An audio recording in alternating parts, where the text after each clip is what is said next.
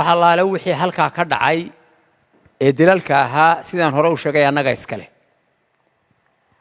iskale oo arrinta tuurta ku qaadanay beesha kale ee naga soo horjeedayna Leeya Axmed waxaanu leenahay u samra oo arrinta intaan wax ka qabanayno idinkana samir baanu idinka sugaynaa sida horeba ugu samirteen waana ku ammaanantihiin ehelada waxaanu leenahay nagu sima oo nasuga haddii ilaahay ka dhigo haday garaad tahay haday caaqil tahay haday oday tahay hadayna garbood tahay intaba waanu idin leenahay mar walba waxa la yahay balaayada iyo dhibku wuxuu ugu fudud yahay in marka kala joogo markay sii siyaadaba waa dhibkii oo sii siyaaday marka inay isxakameysaan baan idinka codsanaynaa annana dee waxaana la gudboon wixii ceeb meesha ka dhacay wixii sidii aan u hagaajin lahayn maanta halka kan oo bishii 30 tahay waxaan ku qabanaynaa shir jaraa'id oo ujeedadiisu tahay dhacdo dilal ah oo ka dhacay gobolka Sanaag nawaaxiga ay xukunto magaalada Ceelaf Weyn bisha 28keedii waxa lagu dilay laba marxuum oo gacan ka xaq daranay halka ku dishay arrinta iyada ah iyo dilal ka horeeyay oo isla beesha dilalka geysay 28kii laba dil oo ka horeeyay ay dhacday ayaanu maanta shirkan jaraa'id u qabanay marka ugu horeysa inna lillahi wa inna ilaahi raaji'uun marxuuminta la laayay ee gacanta ka xaq daranay dishay ilaahay waxaanu uga baryaynaa inuu jannatul firdawsa ka waraabiyo ehelkoodii iyo guud ahaan beeshoodii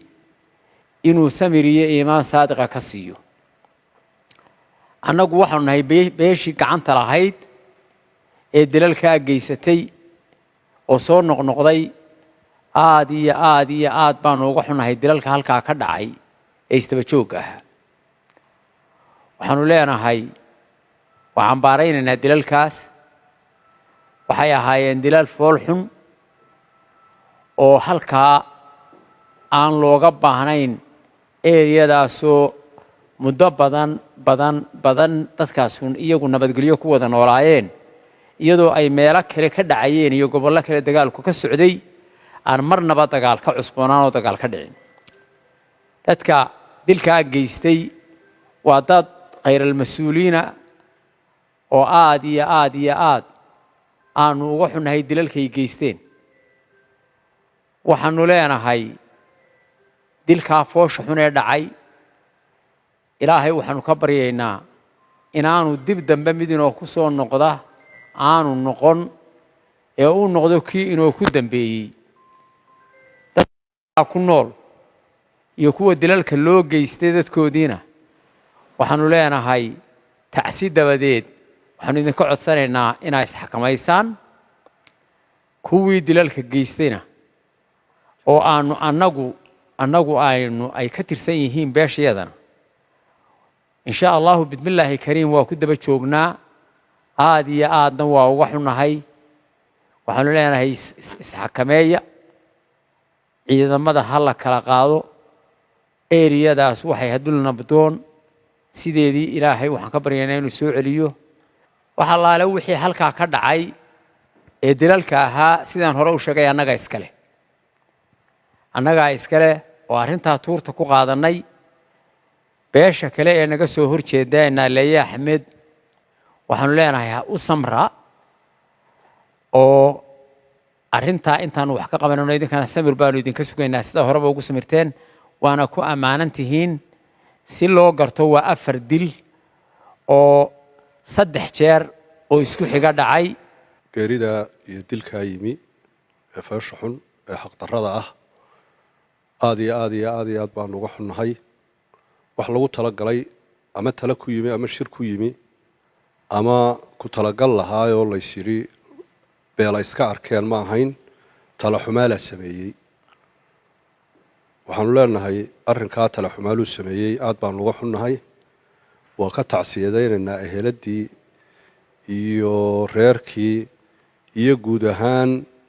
cid allaale ciddii hawshaasi ehel u ah dhammaantiin waa idinka tacsiidaynayna waxaanu leenahay hawshaa iyada ah ee aan ku talagalka ahayn wixii ka dhacay sidaa suldaanku sheegay waa isdaba joog bay ahayd intaaba waa ka hadlaynay maantana waa ka hadlaynaa waxna waa ka qabanaynaa insha allah bidmillaahi kariim waxaanu leenahay hana lagu simo hana lagu sugo ha lagu samro taladeedaanu u fadhinaa arrinkeedaanu u fadhinaa wax allaale wixii wanaag iyo dhaahin iyo isu soo dhowaanshiyabaana diyaar baanu u nahay eheladdaa waxaanu leenahay nagu sima oo na suga haddii ilaahay ka dhigo hadday garaad tahay hadday caaqil tahay hadday oday tahay haddayna garbood tahay intaba waanu idin leenahay halkaana waxa ka dhacay intayadaa iyo inta la noocaahee ama salaadiin leh ama cuqaal leh ama reer leh kuma jiro kulama soconno waa ka soo hor jeednaa waa ka xunnahay nabadgelyaannu wadnaa nabadgelyaannu sidnaa hana lala qaato aad iyo aad iyo aadna waa mahadsantihiin baaraka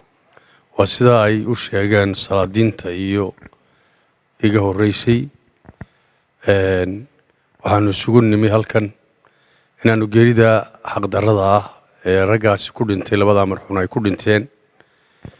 in aanu markaa halkan ka dirro tacsi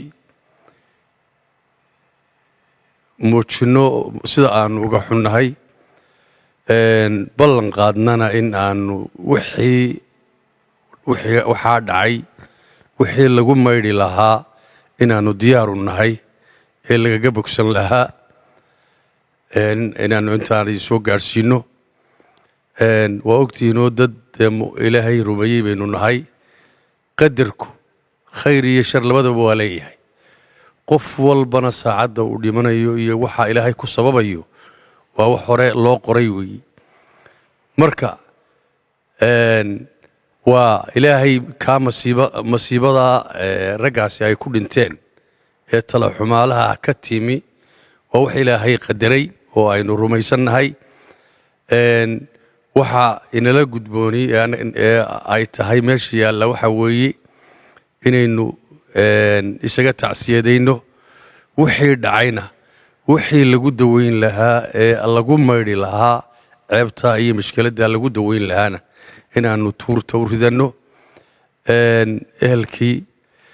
iyo guud ahaanba reerkana waa idinka tacsiyadaynaynaa ilaahay subxaana wa tacaala iyagana waxaynu uga baryaynaa gacan ka xaqdaran baa dishaye ilaahay jannatulfirdows inuu geliyo oo uu dunuubtooda dhaafo eheladii iyo dhammaanba reer tolweynahabana in ilaahay samir iyo iimaan ka siiyo iyo cawilsan ayaynu ilaahay subxaana wa tacaala weydiinaynaa waxaanu rajaynaynaa oo idinka codsanaynaa inaa isxakamaysaan oo haddii ilaahay ka dhigo insha allahu nabadda aynu gacanta isugu geyno waayo wixii kastee sii kordhaa mar walba waxa la yahay balaayada iyo dhibku wuxuu ugu fudud yahay uun markaa kala joogo markay sii siyaadaba waa dhibkii oo sii siyaaday marka inaa isxakamaysaan baanu idinka codsanaynaa annana dee waxaanala gudboon wixii ceeb meeshaa ka dhacay sidii aanu u hagaajin lahayn wixii lagaga dawoobi lahaa ee lagaga bogsan lahaa falka aadka iyo aadka foosha xun si yaa annagana laga doonayaa oo aanu diyaar u nahay